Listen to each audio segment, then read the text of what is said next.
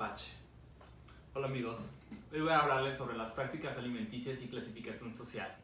Y vamos a hablar de cómo los tacos pasan de ser un alimento de una baja clase social a un alimento de consumo cotidiano que comemos todas las clases sociales hoy en día en México. Ok, dirán ustedes, ¿cómo un bocadillo de origen popular, plebeyo o campesino logra traspasar las fronteras sociales y erigirse como un platillo nacional? Bueno, su consumo representa una práctica alimenticia que nace en la parte más baja de las clases sociales, entre personas de bajos recursos, que se generaliza su consumo a partir del siglo XX. Entonces, su nicho de mercado crece por un aburguesamiento que genera la legitimación de la cocina nacional mexicana derivada de la patrimonialización e internacionalización.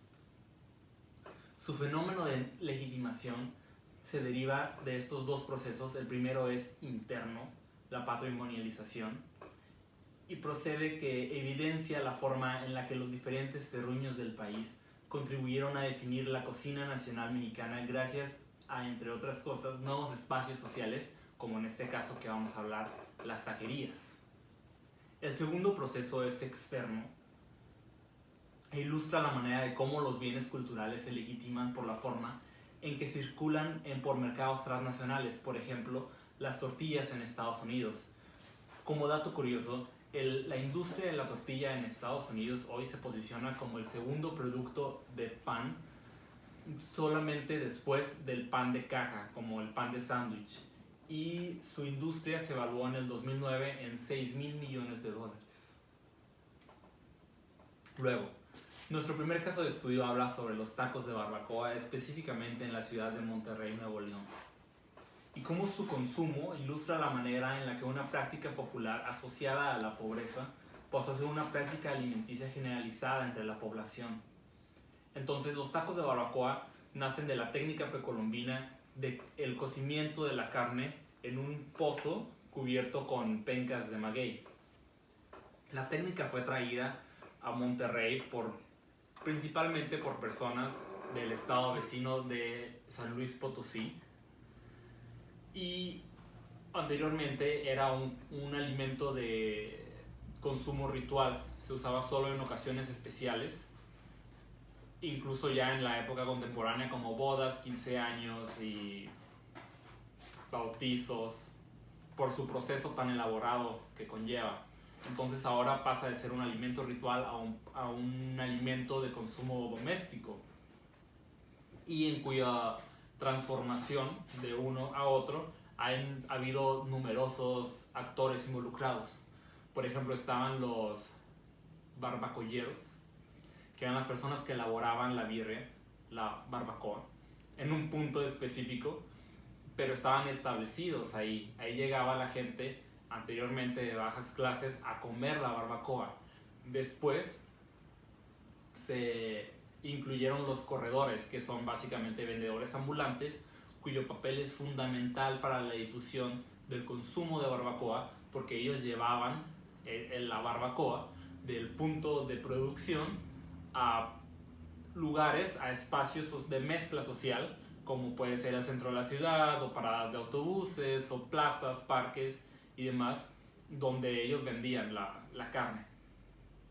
Y es muy importante mencionar que anteriormente se vendía la barbacoa como una orden de la carne. No existía todavía el taco de barbacoa, no se vendía por unidad, se vendía la carne.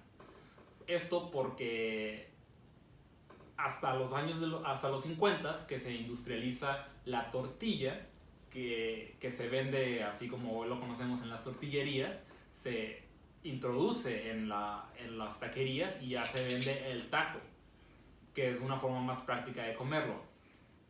Después, las taquerías como las conocemos hoy en día se instauran en los 60, pero son contadas. Dicen en Monterrey, según el autor de un artículo muy bueno, que les voy a poner la referencia al final de este video, que solo había 3 taquerías en todo Monterrey, y ellos eran los distribuidores de los corredores.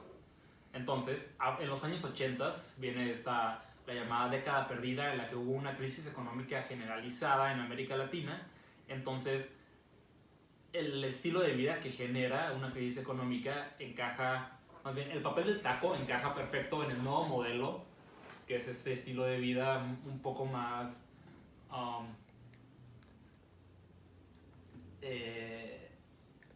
pues ¿de qué?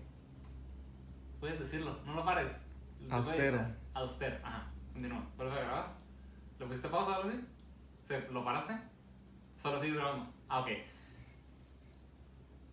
En la década de los años 80 viene la llamada década perdida, en la que una crisis económica generalizada en América Latina llega a México y hay paros de salarios, hay muchos despidos y demás, entonces el papel del taco, que es muy económico, encaja perfecto en el nuevo modelo de vida austero de la sociedad de ese entonces. Después, en las décadas de los 90 llegan los antros, las discotecas, que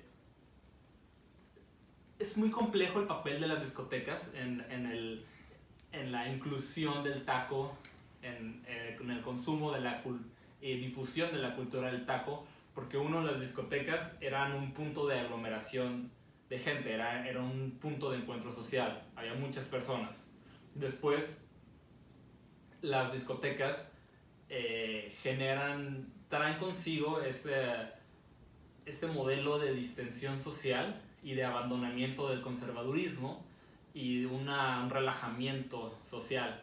Entonces, las taquerías estratégicamente escogen ubicaciones y horarios en las que afuera de las taquerías no tenías que recorrer grandes distancias para comer algo a las 3 de la mañana y pues podía ser exactamente a las 3 de la mañana.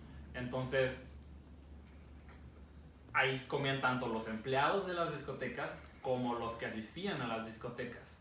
Y después empezaron a moverse a zonas residenciales donde ya la gente de clase media alta a alta consumía también los productos. Luego,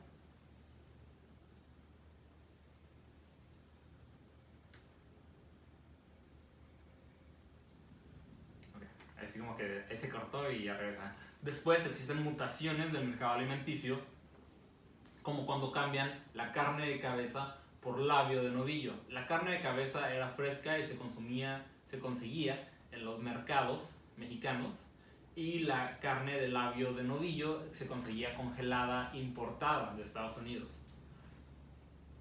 Entonces, esta carne de novillo, que es menos grasosa que la de cabeza, tiene un mercado más amplio porque se adecua mejor con las representaciones sociales de la alimentación contemporánea menos ricas en grasas de origen animal.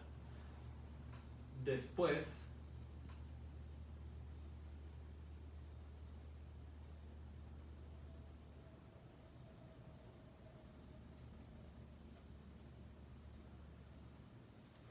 ya dije lo de sabor a chivo, ¿no?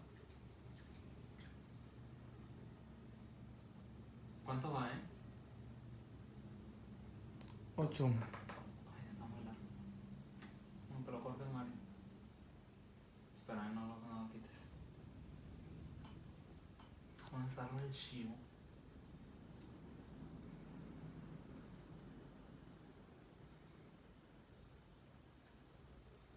Luego también otro ejemplo de mutación en los hábitos alimenticios es que los taqueros anteriormente usaban carne de cabrito y de borrego, pero notaron que la carne de res era más rendidora y era más rentable. Entonces fueron introduciendo poco a poco la carne de res y deliberada o indeliberada.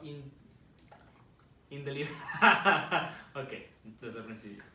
Luego, otro ejemplo de mutación en los hábitos alimenticios es que anteriormente la barbacoa era exclusivamente o de borrego o de cabrito, cuyo sabor es muy intenso como a chivo.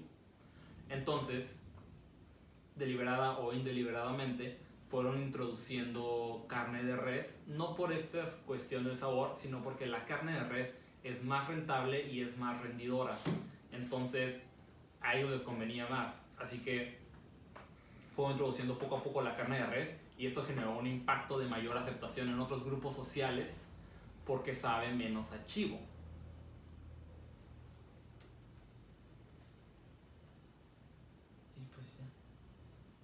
Luego, el fenómeno de los foráneos ayuda un montón a la difusión de la cultura del taco, porque ya dije eso. Bueno, entonces, y luego, así como que se corta, como que lo corte ahí. Y un ejemplo muy claro de la internacionalización del taco es el taco de pastor. ¿Te acuerdas, Mario, de aquel caso de estudio de la internacionalización del taco de pastor? ¿Nos comentas un poco, por favor?